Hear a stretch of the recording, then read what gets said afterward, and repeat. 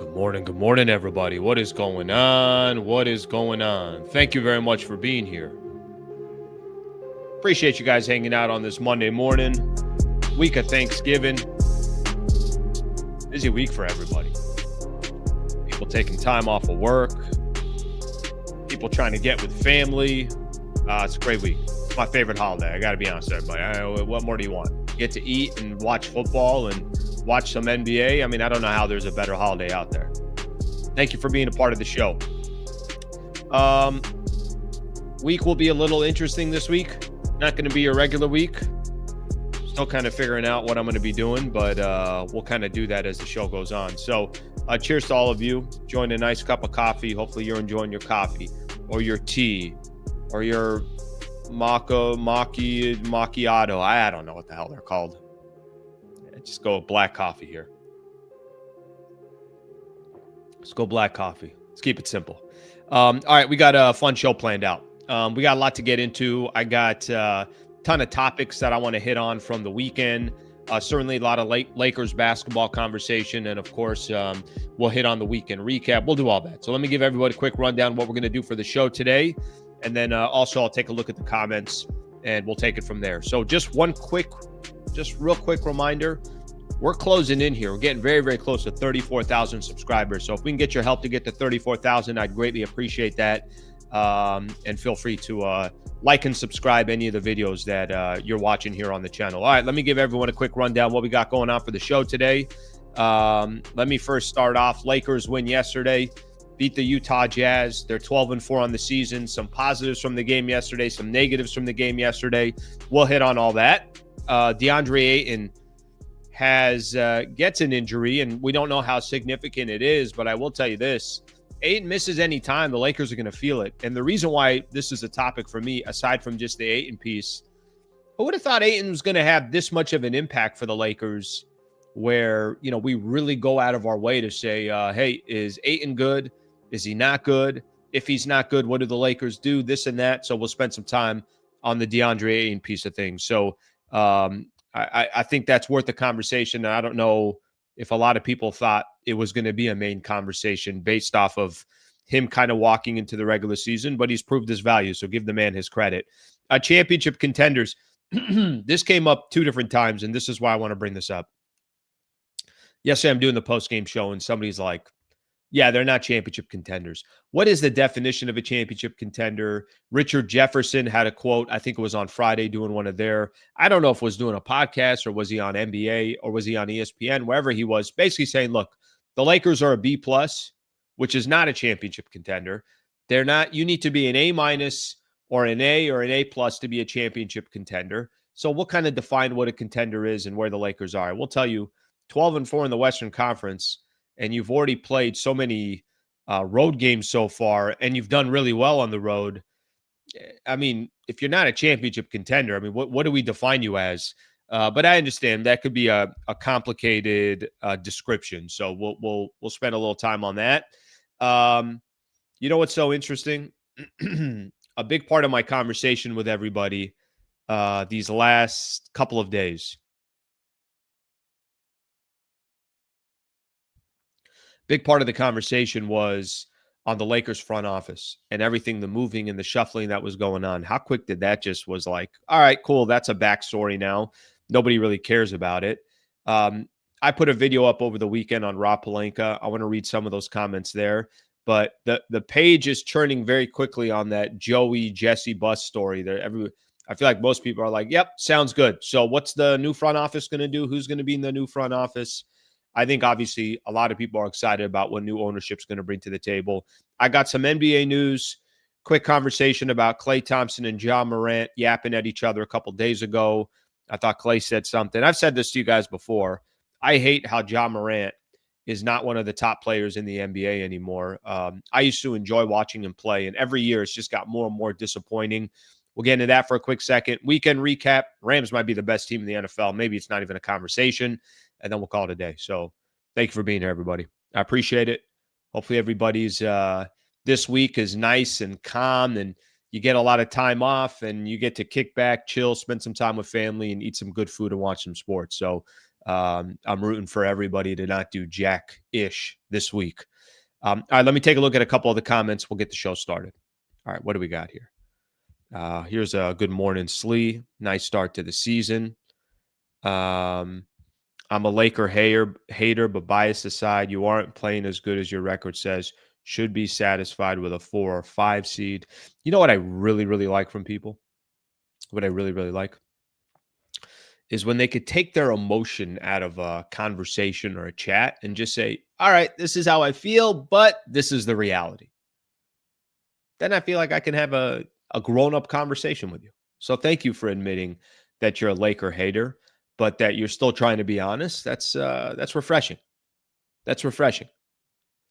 Let me get one in here. Toronto's 12-5. Are they championship contenders? Nope. There's a difference there. But I like this comment. I'm gonna hold on to that comment. There's a difference there because I think the main difference between Toronto and the Lakers, I would say, is, well, who are their best players? Do they have players that have won championships before? Do they have a player on that roster that's top 5 in the league? Do they have? I think you got to add a little bit more context. You could say Detroit. Is Detroit a championship contender? I wouldn't have thought the Pistons are a championship contender.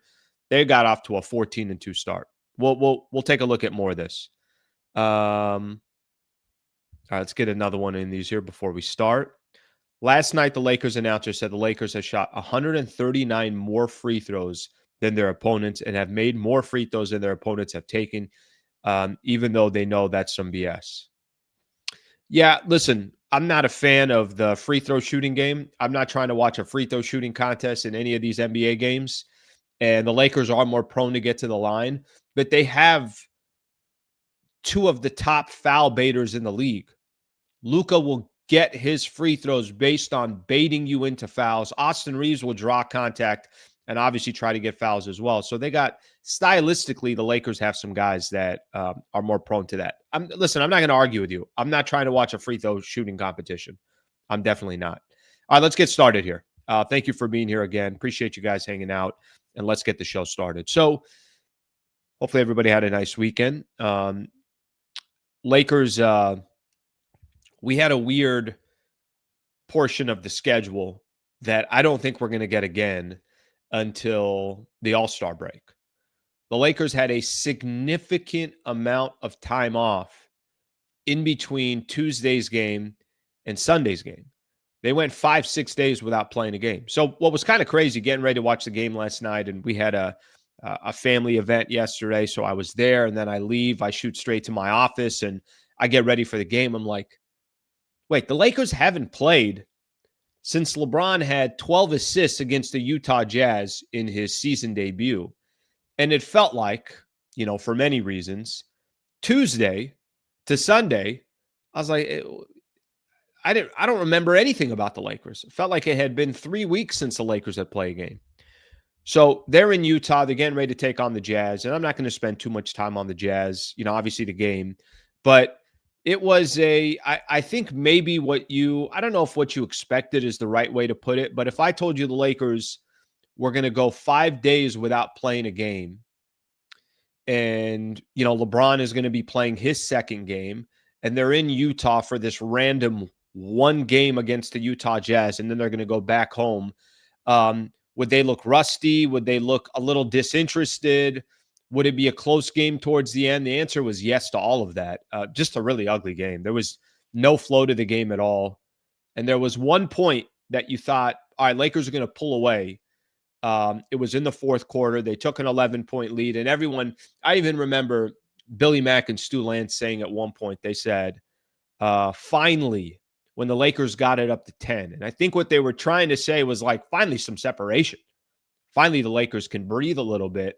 And you just felt like it was going to be a matter of time. Lakers will eventually pull away. And unfortunately, they got it to 11.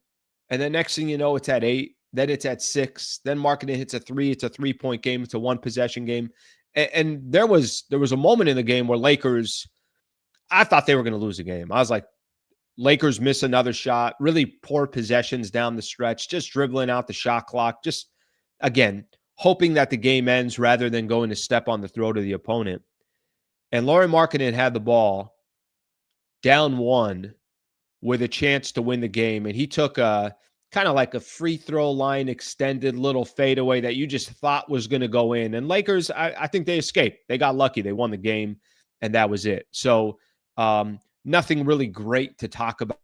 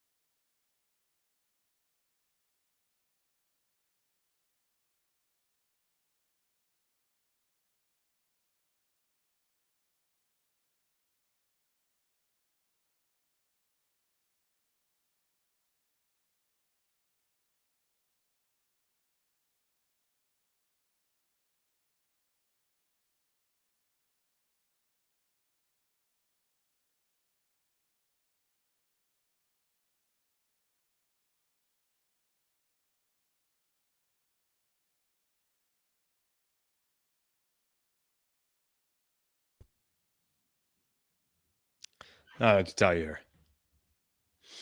I don't know what to tell you. I'm not sure what's going on. You guys can tell me if we're back live, but hopefully this ain't an issue throughout the show. So we'll see what happens. All right, we'll just have to roll with the punches here. So if I keep having the same issue, my apologies, but hopefully that's not going to be the case. So I'll do my best. I'm just going to keep going, and we're going to pretend like nothing happened.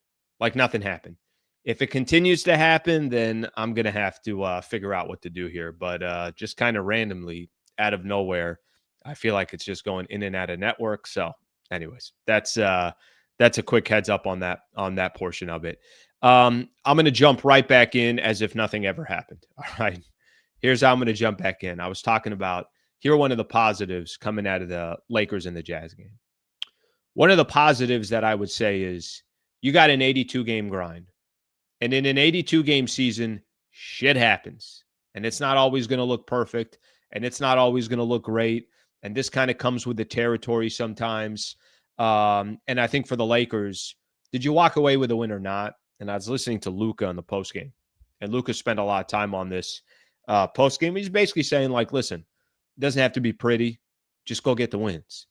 If there's anybody that understands that, when the dust settles, all you're trying to do is just crank as many wins as you can in an 82 game schedule. I think Luka understands. I think Luka knows that there's going to be some games where it looks great, other games where it doesn't. We could sit here kind of all day and have this back and forth conversation. They're 12-4. They won another road game. I was looking at this yesterday. Let me just double check on this real quick, just to make sure that I have the numbers exactly right. I think at home, or I think on the road for the Lakers, if I'm right on this, somebody pointed out yesterday, 8-2 on the road. 8-2. They've only played 6 home games. They've played 10 road games. Now they're going to get some home cooking, and then they're going back on a 6-game road trip, and then they're really getting some home cooking. So I think to just kind of sum up the game against the Utah Jazz, was it perfect? No. Is that exactly how you want to see some of, is that exactly how you want to see the Lakers play? No, it's not. Did they get a win? And are they 12-4 in the Western Conference? The answer is yes. They got the second best record in the West. They do. So I would say some of the positives in yesterday's game is that this is an 82-game schedule, and you're going to have games that are like that, and just walk away with a win and move on. Now, some things to keep in mind. Their 3-point shooting is horrific. They're really bad from the 3-point line. I was reading a stat here. There's a good article on this. Dan Wyke put something up here in The Athletic. And let me just kind of point this out real quick. This has less to do with yesterday's game. It just has more to do with the Lakers' 3-point shooting in general. Okay, look at this. Despite the Lakers' best 16-game stretch to open a year since 2021, their shooters are almost universally ice cold. LA's 3 leaders in 3-point attempts, Luka, Reeves, and Marcus Smart, are making just 29.6% combined. Doncic and Reeves are both 31.1% from the 3, both significantly lower than their career averages. I think me and AR haven't hit a shot this season. He's talking about threes.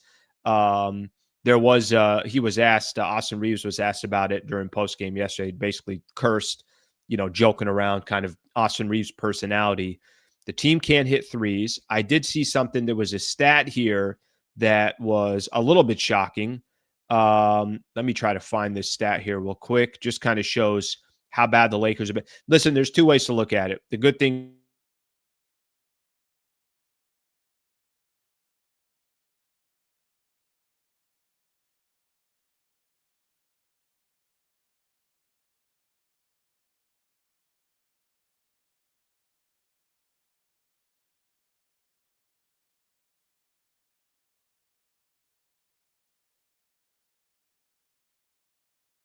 is they're the 3-point shooting has been for the Lakers.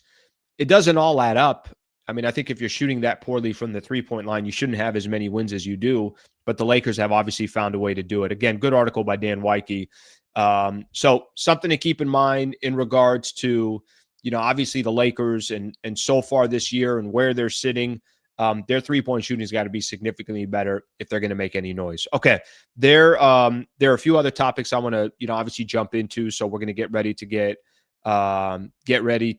into all that. Let's see what we got here. All right, let's see some of the comments here, and then we go from there. All right. Hopefully not frozen again, and we're back here. And it looks like from some of the comments, it looks like we're good to go. Hopefully. All right. If not, and this is a complete train wreck, then I'm gonna have to roll with the punches. Thought there was another Luka trade, so Slee literally froze. I know. You could look at that from my live doing it from the past. JJ should dress up, player coach, just stand in the corner and shoot threes. If they could hit threes, it would be a blowout. I'm with you on that. All right. All right. Let's see. Got a couple more in here. Okay. So I'm going to basically start to kind of move on from the Lakers and the Jazz game. Like I said, not too much to really talk about. I think there's a lot of other stuff that we can get into. So we'll start kind of leaning into some of the other topics. So if I'd have told you, and if I'd have told you in regards to one of the pieces of news that came out yesterday was Ayton, right? So we all kind of walked away from the game.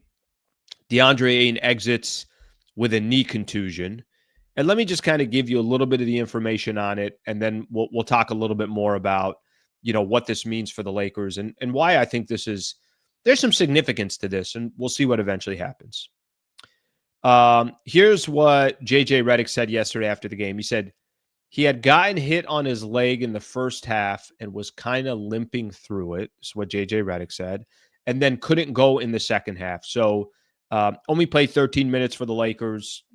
I think Ayton has been one of the bigger surprises for the Lakers this season. I think a lot of people have certainly enjoyed watching Ayton this year. I mean, that's kind of conceptually, I don't know what most people's thoughts were on Ayton coming into the season.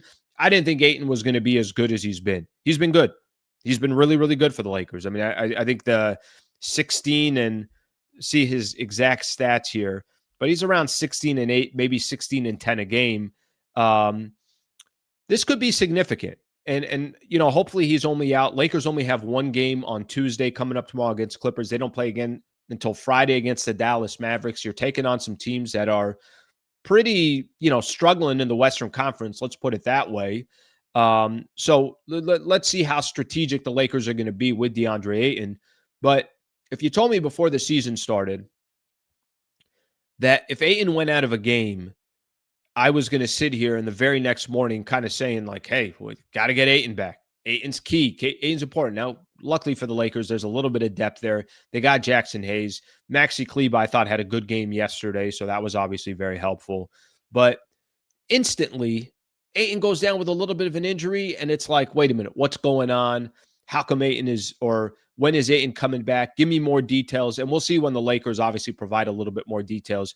Typically what happens the day the Lakers don't play a game, when they don't play a game, the very next day, so tonight, we'll get some type of a status report. And the status report could say DeAndre Ayton is out. They could say he's questionable. They could say he's probable.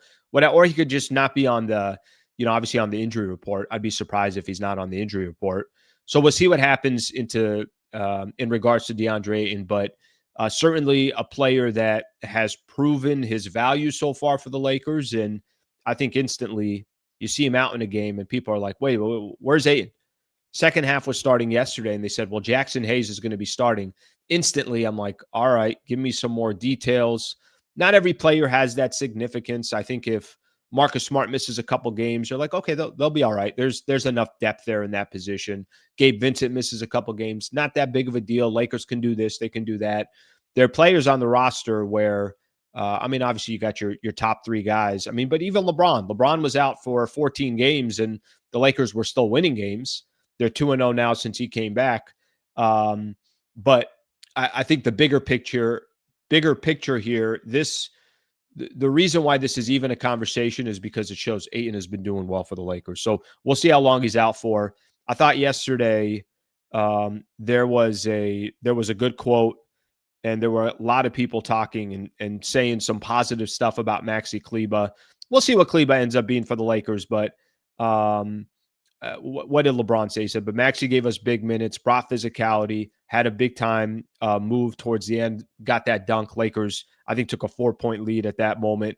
So nonetheless, for the Lakers, yes, will be nice. Got to get Ayton back, but there's a little bit of depth there, and hopefully this isn't anything significant. All right, let's take a look at some of the comments, and we'll keep going here. Throwing in the hat to upgrade Sliwa's internet. Is that where we're going with this now? Listen, I don't know if you've seen some of these internet bills, but I appreciate the two, but we're like 1/40th of the way there if it's a two spot. You guys know how expensive internet is. All right, let's get a couple more in here. And then I want to read off a quote from Richard Jefferson, and we'll have the conversation about championship contenders. Yesterday it came up in the post-game show as well, so I think it's going to be a fun conversation to have. Maxey played good last night. Ayton was a beast his rookie year. Ayton's been good for the Lakers so far this year. He really has. Lakers have the third best record if you compare division record and conference record, but they are second seed over Denver. I had to ask AI to figure out what the tiebreaker was.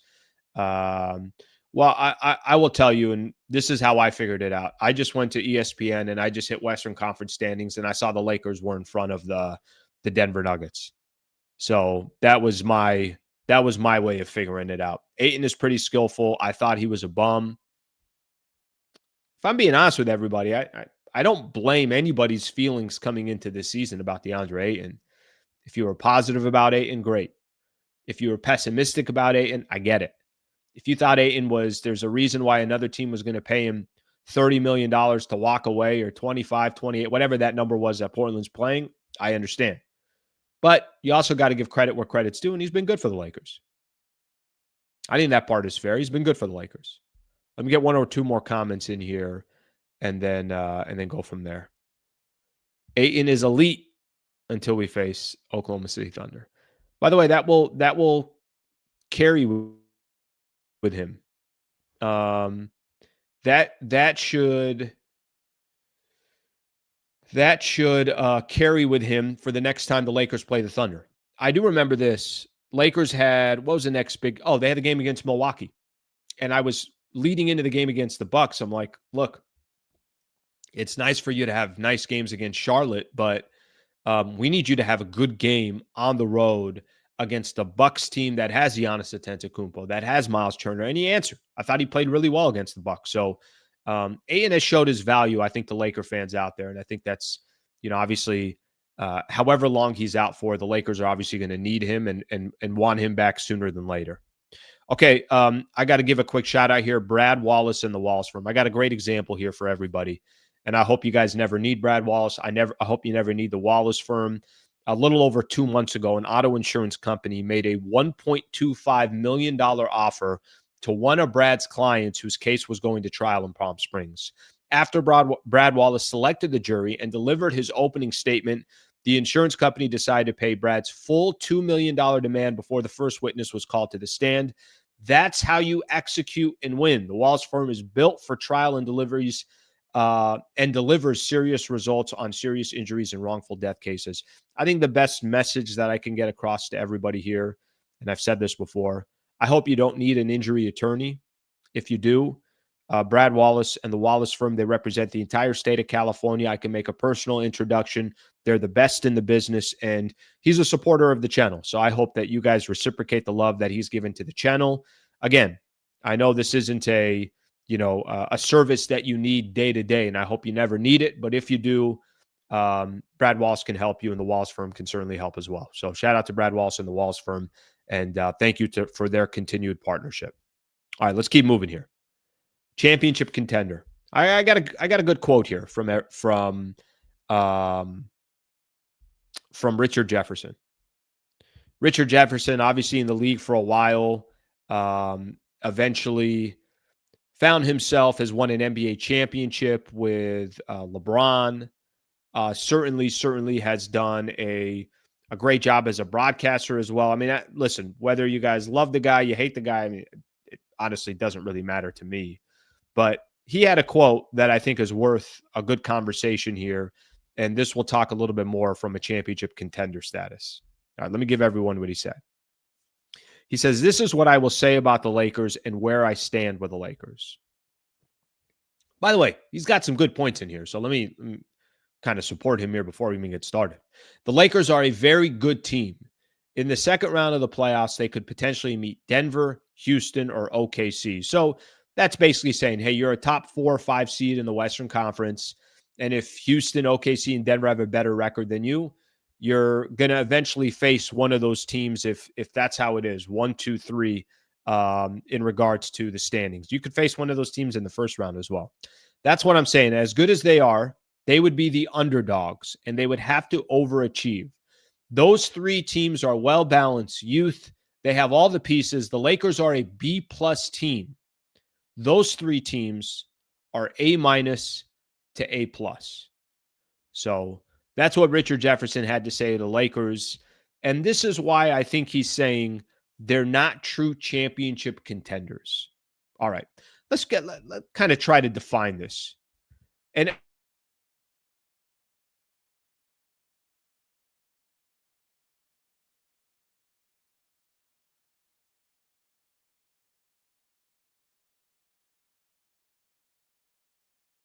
Richard Jefferson is saying is, what? Are we back? Jesus. I'm going to keep going. I don't care. I'm going an hour. Whether this shit's working or it's not, I'm going a freaking hour.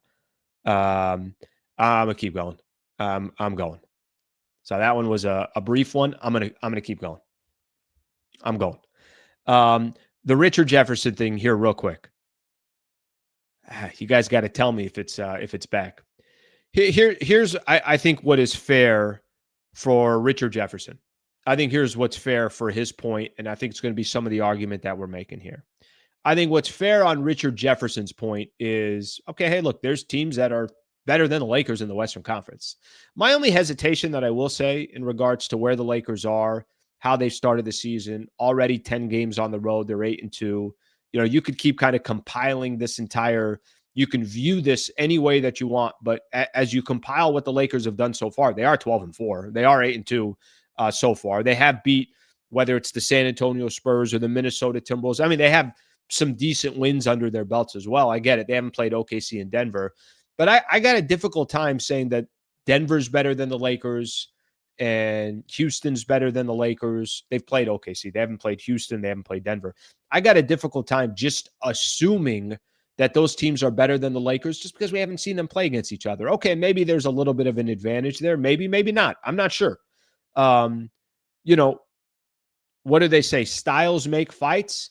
Not every fight is created equal. All right, I know what the Thunder are. I know the Thunder are better than the Lakers. I know the Thunder are better than every other team in the league. I know all that. I mean that's an easy one. I understand it. But I'm not 100% sure you're sure yet on Denver because I want to see the Denver Nuggets against the Los Angeles Lakers. I'm not 100% sure yet on Houston because I want to see the Rockets against the Lakers. And if we're trying to define a championship contender, let me help try to define a championship contender. I think a championship contender means they're in the mix. Doesn't mean they're favorites. Doesn't mean, you know, Lakers would walk into the playoffs and everybody's going to pick the Lakers first or second to come out of the Western Conference. I don't, and maybe that's the definition of a championship contender. I guess it's just all how we want to quantify it because if the Houston Rockets are the third best team in the West, does that make them a championship contender? Do you have to be top 3 in your conference to be a championship contender? Maybe the conversation just, over time, it becomes more and more about, all right, yep, the Lakers have found themselves in a spot. They're the number 2 seed when the season is over. I mean, the Lakers were a number 3 seed last year and we're out in 5 games. So I'm curious, what is the definition of a championship contender? And, we could read some of the comments here and let people respond and give their opinion or their thoughts on it. But um, I get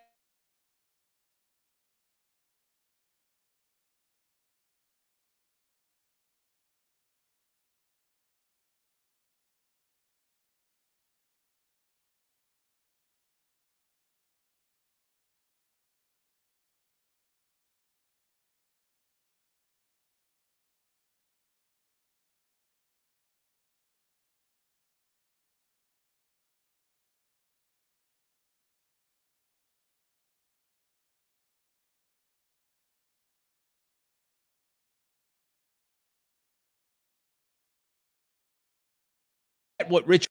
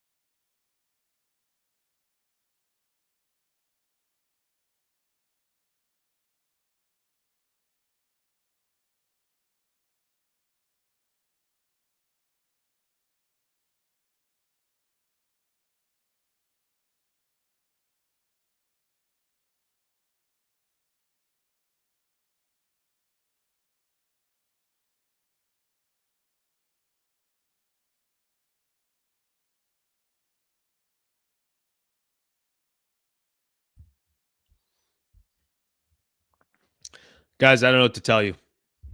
It's shit show right now. Nothing I could do about it. Unfortunately, I got no control over this. So I'm going to do my best to give you guys an hour of content. And if it's a shit show the entire time, then we just come back tomorrow and we do it all over again. So I apologize, but nothing I can do here. All right, I'm gonna start looking at some of the comments here, and you guys can start giving your opinion, like I mentioned. You guys can start giving your opinion on a championship contender or not. So my apologies. Sometimes you got shows where there's nothing you can do about it. So I'm gonna roll through this and we'll keep going with the topics and we'll make sure that whatever the hell the issue is ain't happening tomorrow. Let's see what we got here. Would take some luck on the Lakers' part to get out of the West. A key injury here or there, and those things do happen. Yeah, listen, I'm not here to tell everybody that the Lakers are that they're in the best position possible. I'm not here to tell you this actually was going to be part of my conversation as well. And I think there's a conversation to be had here. I don't think the Lakers, as is, with this team and with this roster, are championship contenders, in the sense that I don't think you could not make a move and think that you're good to go. I don't think you could look at this roster and say, that's it. No, the Lakers are fine. They don't need anything else. Why would they need something else? There's no reason for them. I think everybody would feel the same way. I think everybody would agree. They're going to need more if they are going to make the type of noise everybody's hoping for in the Western Conference and go from there. So we'll see what happens in regards to that. But I think some of the quotes from Richard Jefferson that he was throwing out there, I think are fair points. I think, some of the hesitation that you might have if you're somebody out there and you're looking at the Lakers, I don't think that's crazy. I think there's some points that he was making that are completely fair on that front. Okay, let's look at some of the comments here. And then I know there's some additional chatter around Andrew Wiggins again, which I think we could be, looking at. I mean, how many times has Andrew Wiggins came up in the last, I don't know, in the past 6 months? I feel like I keep listening to Andrew Wiggins trade talk. All right, let's get another one here. I think the Lakers are indeed a B+. They can make noise in the playoffs, but their bad three-point shooting and turnovers are going to be their weakness against better teams. Hard to argue that. If Bron was 10 years younger, we'd be contenders, though. That's the problem. He's not 10 years younger. Lakers are a trade away. That's the interesting one. It's like, all right, well, let's say you're not on the level of the Oklahoma City Thunder. Everybody would agree with that. I don't know where you are on the level of, I don't know how close they are or how far they are away from Denver and Houston. I don't know that because they haven't played each other yet. And like I said earlier, styles make fights, and there are some teams out there that might have a great record, but they can't beat you. I mean, that could always happen. I mean, Lakers were struggling with Denver over the last couple of years. Luka came, they go on the road and they dismantle the Denver Nuggets. Now that team's completely different too. They obviously added some new pieces, got rid of some new pieces. I think their roster is wildly talented, but a trade away, they could be. I mean, I think there is a lot of, I think for the Lakers, I think there's key holes that the Lakers have. Everybody knows, okay, hey, they need this position. They need that position. They got to get a two-way player. I think there are things that really, really stand out that the Lakers need. And I also think at the same time, there's some duplication, some players on the roster that I don't think they're going to need come playoff time. How much are you building towards the future? How much are you just paying attention to right now? I think that that's got a lot to do with it as well. Let's get more in here. For all I know, freaking internet will go out again and I'm going to hallucinate again. I hear you, Eric. It's just if we faced OKC in a 7-game series, do you think we win? Guys, I don't think anybody's beating OKC in a 7-game set, period. Like, I just don't. Unless, things happen and you hope they don't happen, but things happen. You've seen a lot of playoffs has less to do with who's the best team. It's more to do with who's the healthiest team. So, in the short part that we've seen from the Thunder, they're 17-1. I mean, their record is absurd. They got one loss. It was against the Portland Trailblazers. Luka already knocked the Thunder out of the playoffs with the Mavs. He did do that. That's true. Okay. Love the Lakers. They're underdogs through and through. Let's see what else we have here. Let's get a couple more. And then we will, and then I want to hit on a Wiggins thing here real quick, and we'll keep things rolling. You know, I saw something yesterday. Denver and Indiana almost had them last year. I think if there was a time to take Denver, it was probably or to take OKC. They'll be better this year than they were last season. That's just going to come because they got more experience and they don't have the pressure of needing to win a champ. They already won a championship. I mean, listen, if the Thunder don't win another championship for 10 years, mission accomplished. They won a championship. Now they're set up to win more championships, so we'll see what happens. Okay, did you guys see this story? Jake Fisher, who's been on the show before. I mean, how often does this continue to come up here? And I'm going to read this off here because we've had this conversation before. NBA insider Jake Fisher reported that the rumored interest in Andrew Wiggins is quite strong. Okay, this isn't an old story. I know it might feel like an old story because we've been talking about Andrew Wiggins for a while now. So just, you know, something to keep in mind here as that conversation continues. Let me kind of just give you guys a little bit of the details of the story, and then we'll go from there. Freaking checking the internet here like it's my bank account. Like, do I got money in my bank account? What the hell's going on here? Okay, let's talk Andrew Wiggins here real quick. By the way, yesterday, I'm looking at see if I could pop this up. Yesterday, I'm looking at some of the scores. I'm doing in the post-game show. I'm looking at some of the scores around the NBA. Listen, I know this isn't apples to apples, but I'm still going to give you the example. And I saw the Heat beat the Sixers, and I'm pointing it out in the post-game show. And it says top performers for each team. Norman Powell, 32 points. Okay? Norman Powell, 32 points.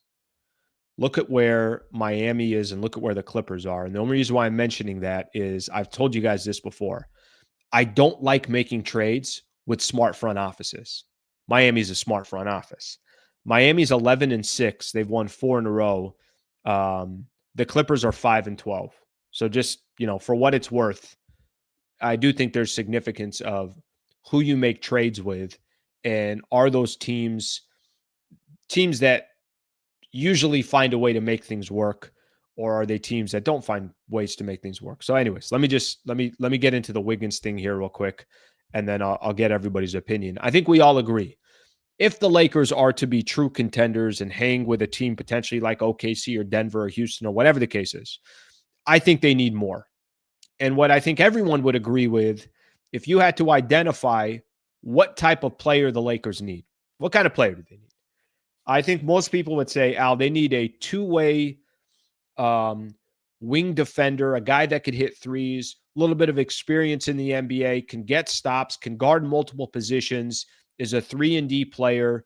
And I think, listen, if you're talking about a prototypical player, I get the Wiggins fit. For the conversation to be had about Andrew Wiggins, as much as we've had the conversation about Wiggins, which it seems like there's been a ton of conversation about Andrew Wiggins over the past 6 months, Wiggins' name is coming up again. Let me read what Jake Fisher said.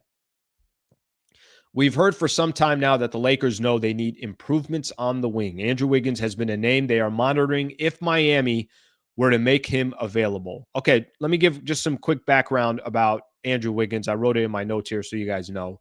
For all I know, I'm not even on the internet anymore because apparently I don't pay my bills. Wiggins this season, 16 points, 5 rebounds a game. He has a player option, so he's under contract this year. Next year, he's got a player option that I think he would jump into. He's going to make $31 million next season. He's 30 years old. So just to give you an idea where Andrew Wiggins is, how much money he's making, what's his contract look like, and what his stats look like per game. About 16-5 is Andrew Wiggins' contract. All right. How many different times have we heard Andrew Wiggins' name now? Typically, by the way, if you hear a name that often, that probably means a trade's not going to happen. It makes me think of Buddy Hield, Miles Turner, I don't know, other players that have been associated to the Lakers and then it never happened. Hell, Walker Kessler the last year or so. Here's what else Jake Fisher said. So what type of outgoing salary could that mean? I mean, they have a good chunk by combining Rui Hachimura and Gabe Vincent. Rui, I think, is 17. Gabe, I think, is 11. So there's 28 million right there. So you're pretty close. In the event that they do see someone they identify and want to go target and add. But I think at this point in time, 11-4 at the time when you wrote the article, LeBron just came back. The Lakers could also be in a wait and see mode, see what this group really looks like. For me, I don't know if it has less. You guys can give your opinion on Andrew Wiggins. You like the idea, you like the concept, fundamentally of what you're giving up. And if you also think that, hey, that's the guy that the Lakers really, really need, that player could be the player that is exactly what the Lakers need in order to make some noise with some of these other teams. Let me just say this here real quick on the concept of a Wiggins trade. I do think they need a player like Wiggins. I do.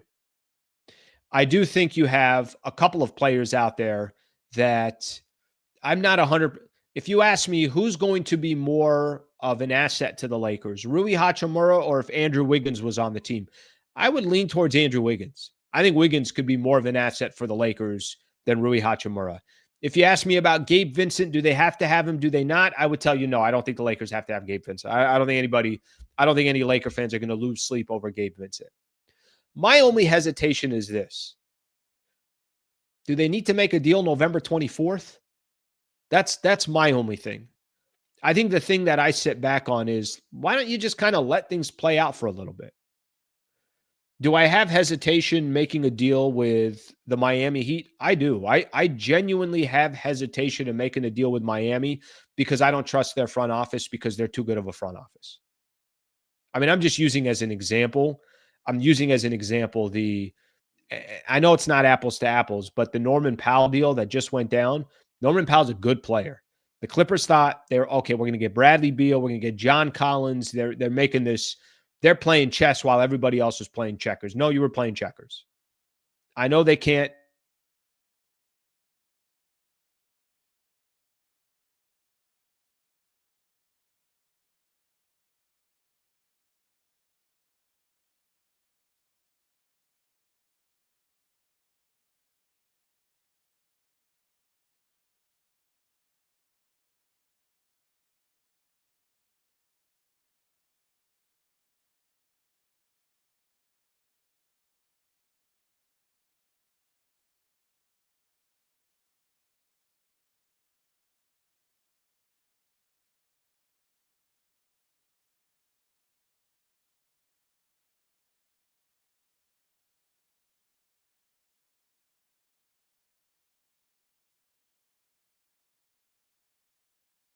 There's not.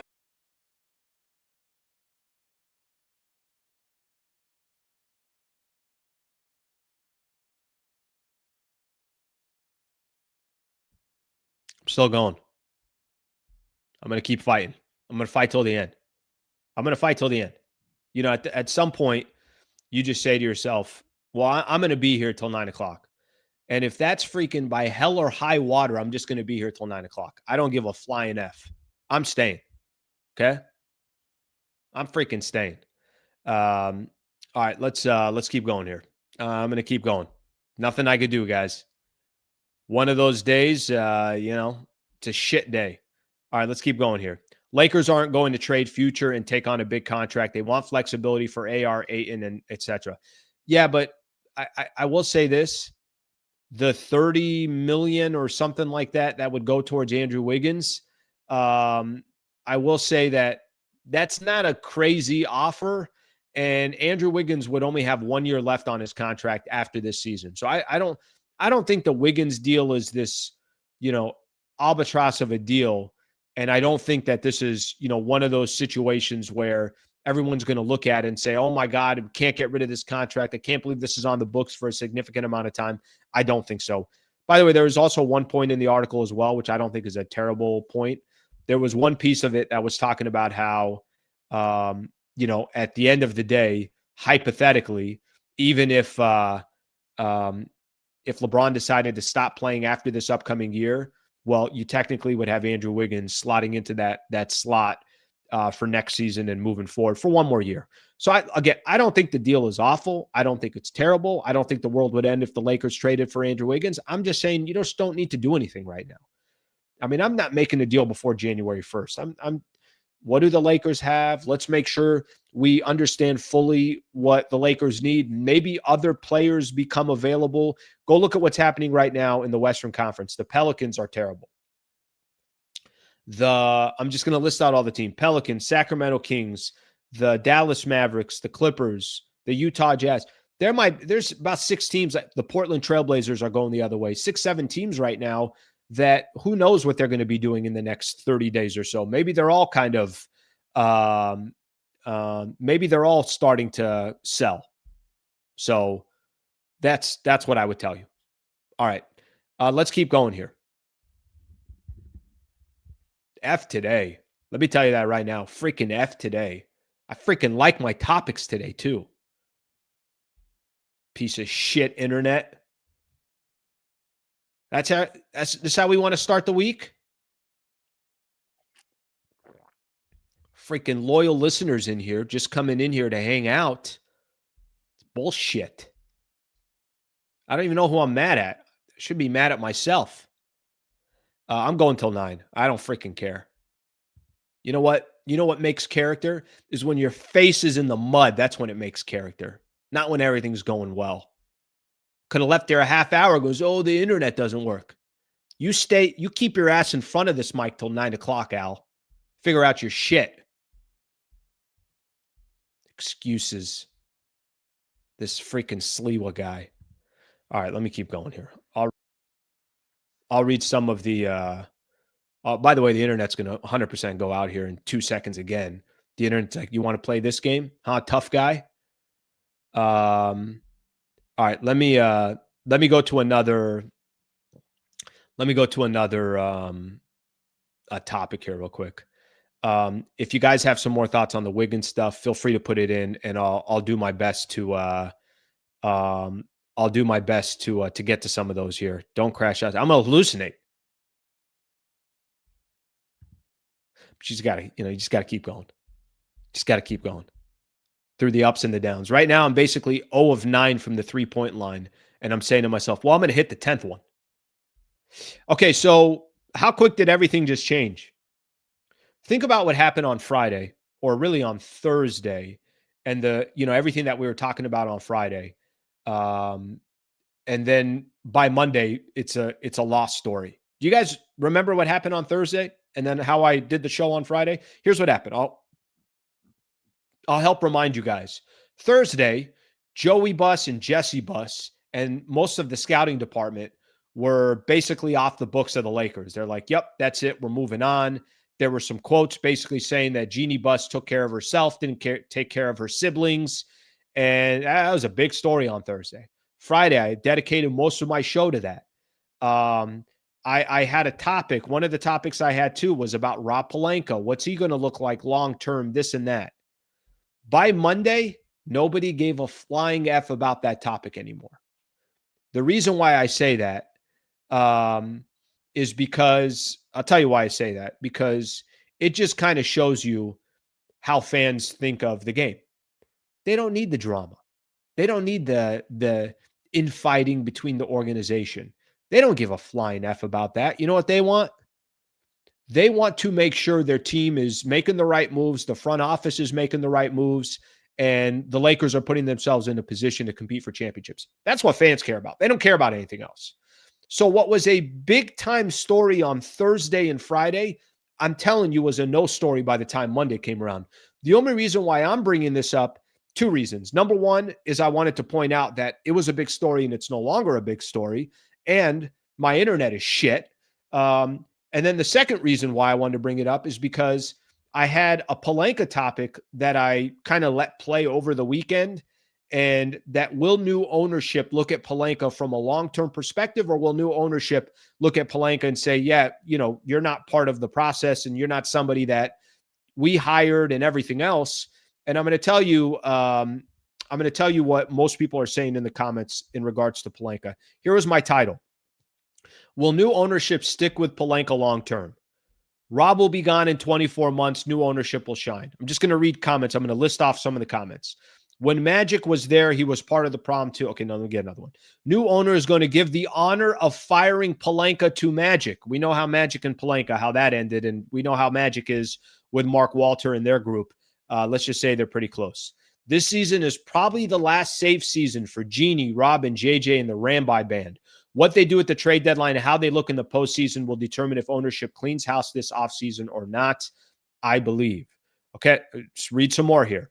Hell no, as far as Pelinka. Pelinka has not been good with managing the salary cap and not good with roster building.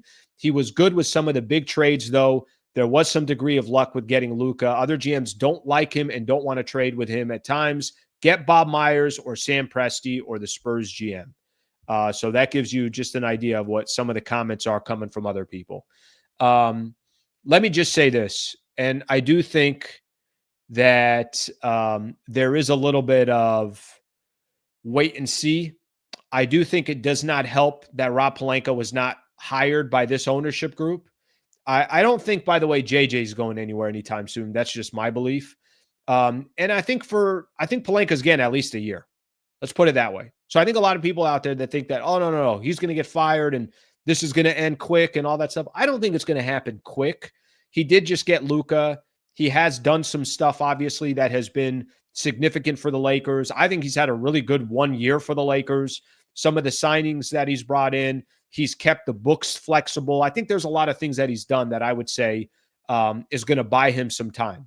But he's not part of this ownership group. They didn't bring him in. That is a genie hire. And I don't know how much this new ownership and if you're good ownership, I think what they're going to do is just kind of sit back. They're going to assess everything. They're not going to say too much. And then they're going to talk in a year and say, yeah, this is working. This is not. We see a future in you. We don't see a future in you. That's how typically new ownership works when they come in. The best ownership, I think, gives things time to marinate. And they say to themselves, what people are helping the company, what people are not. They don't just come in right away and just clean house and put their chest out and say, I'm the boss around here. I don't think that's good ownership, in my opinion. I think that's more ego-driven. And I look at this ownership group, probably not that they don't have egos, but more results-driven than ego-driven. That's how I look at it. All right, let's look at some of the comments here. Hey, what do you know? I still have internet. Still have internet. It's been 5 minutes. And my internet hasn't gone out. What do you know? Pelinka's been awful on the margins except for 2020, and this season got lucky with Ayton and Luka. Guys, I'm not a fan of saying somebody got lucky. I'm not a fan of that. I'm really not. I think I think we can't use luck when it helps our argument. Did he get Luka or not? I don't want to hear luck. He got Luka. Maybe his relationship with Nico Harrison had a lot to do with that. You can't say, well, he got lucky here, he got lucky there. Well, then when do we want to give him credit? So I'm not crazy about the telling people they got lucky. Rob got to work some magic with all these expiring contracts we have. Magic will not be part of the Lakers front office. Walter will have pros in there. I think Magic will have a say. I do think so. Maybe not a significant say, but I think Magic will have a voice. Leave Magic out. Love him, but he keeps leaving us high and dry. Sliwa about to take this anger today. Well, we got to 59-20, so that part's significant. All right, let me go a little bit further out here. Yeah, there are definitely some people out here that want to see, complete change. They want to just see the Lakers. I'd wait a second. I wouldn't overreact on that one. I think by waiting a little bit, I think there's going to be there'll be some opportunity for the Lakers to kind of figure out, well, whether this is the right team, the right roster, or it's not. Okay, let's take a look here. Got a couple things that we got to do here. Unbelievable, this show today. Unfreaking believable. Unbelievable to have this kind of a show today. Who would have guessed it? Who would have thought? Who would have thought that I don't have internet? Thing. Mother efforts. All right, let's get the weekend recap started here. Of course, weekend recap is presented by the Wallace firm. We'll see if we can get through this without losing internet. Hopefully, we can get through it. We'll find out. No guarantees. Weekend recap presented by the Wallace firm, wallacewins.com/Sliwa. I got a couple things around the NBA I'm going to hit on real quick or until the show just ends because internet is freaking awful. All right, let's get through a couple of things here real quick, and then we'll call it a day. I appreciate you guys hanging around today. If you want me to be completely genuine, my apologies. I hate when that stuff happens. That stuff really irritates me, but I had to roll with the punches today. Nothing I could do while I'm doing the show. A couple things around the NBA. Tyler Hero is going to make his season debut tonight for the Miami Heat. They're 11-6, playing good ball. Norman Powell's a baller, and they don't even have Tyler Hero yet. So he's coming back here. Kevin Durant missed a couple games due to family issues. So something to keep in mind if you're watching Houston basketball. Durant's going to miss a couple of games. This one sucks. I hate this one. Aaron Gordon, hamstring, out at least 4 to 6 weeks for Aaron Gordon. Man, that dude's one of the more underrated players in the NBA. He's a stud. He's a really, really good player. Aaron Gordon out 4 to 6 weeks. Again, just some injuries that I wanted to point out here. I did mention one other quick NBA story. Klay Thompson, Ja Morant, trash talk, Grizzlies win. Klay Thompson, he's a funny guy. He's got a lot to say all the time, especially for a guy who rarely takes accountability. Damn. All right. Let me see. What's tell him who the and then Ja Morant said this. Tell him who the best shooter in the house was. It wasn't bro from Golden State. All right, let me read one more quote from Klay Thompson. It was really just running his mouth, and he's running his mouth for a long time. It's funny to run your mouth when you're on the bench. It's kind of the story of his career so far, just leaving us wanting more. We all want to see him out there and do his best, but he's just been letting a lot of other stuff get in the way of that. We need that in the NBA. We need our best players to be out there. And when you're a star, it comes with great responsibility. I hate to see that go to waste. I got to be honest with everybody. You love Klay Thompson or you don't. Klay Thompson, what he just said, like his exact quote right there is exactly how I feel about Ja Morant. He needs a grown-up in the room. Ja Morant needs to be a grown-up. I love what Klay just said. We need him in the NBA. He's one of the stars. He's got to be available. I've told you guys, one of the things that I can't stand about Ja Morant, he's not on the floor. He's not on the floor. Klay Thompson, I think Klay Thompson sounded like a grown-up trying to tell somebody else in the NBA, hey, here's how you should be a professional and here's how you should act, and we need more Ja Morant on the floor, so clean your shit up. That's what it sounded like Klay Thompson was telling him. Yeah, I got to be honest with you. I got to agree with Klay Thompson on that. I wish I could see more Ja Morant on the floor. That has not been the case, unfortunately, for Ja Morant, and we'll see. Maybe a teaching moment, maybe not. I still have internet. Shocking. I don't know how I've got this far. I thought it was going to go out by now. Watch. From 9 o'clock moving on, it's going to be the fastest internet in all of freaking San Diego. All right, let me get a quick thing here. A couple quick things here on NFL and college football. Rams are the best team in football. Holy Jesus, the Rams are good. The Rams yesterday, 34-7 on the Tampa Bay Buccaneers. It was never a game. I really didn't get a chance to watch most of it just because of the Laker game was going on. But damn, the Rams are phenomenal. They got the best record in the NFC, too. They're sitting at 9-2 after Philly gave up that 21-point lead against the Cowboys. So the Rams atop the NFC, Philly at number 2, the Bears at number 3. Seahawks are 8-3 as well. So obviously the division's still up for grabs, but, you know, division winners kind of set the table. And then in the AFC, the Patriots 10-2, the Broncos 9-2, the Colts 8-3 after their loss to the Kansas City Chiefs. Ravens, by the way, won 5 in a row, so they're starting to make some noise. Give them some credit as well. All right, let's keep going. Still have internet. How do I still have internet? Shocking. Let me get this last one in, and we're going to call it a day. top 5 teams. I think I mentioned this, the rankings right now in college football: Ohio State, Indiana, Texas A&M, Georgia, and Oregon. I got to be honest with everyone. I love, by the way, Oregon USC, a pretty good game. Oregon took over there in the fourth quarter. USC had to win that game. They didn't. Oregon will end up in the college football playoff. The one thing I do love about this time of the year, I cannot tell you how much I love college football this time of the year. It's so good. It's so good. All these games are phenomenal. I love the playoff system. I love the whole thing. I want more playoff teams. Give me 16. I don't want to get too greedy here. 16, I think, is the right number. 16, I think, is the right number. 16, I think, is the right number. So something to keep in mind. Last thing I'm going to just point out here real quick, and then we're going to call it a day. Appreciate everybody hanging out. My bad on the technical difficulties. Like I said again, do better, Slee. How about that? Do better. Last thing I'm just going to make mention of tonight, little MLS action. Who's the MLS guy all out of nowhere? Yesterday, I'm keeping track of Miami, Cincinnati. I'm watching part of New York and Philadelphia. I'm like, what's going on here? What the hell are you doing? I'm watching part of LAFC Vancouver over the weekend. Why did I all of a sudden get an MLS? I got an MLS because San Diego has a team now, SDFC.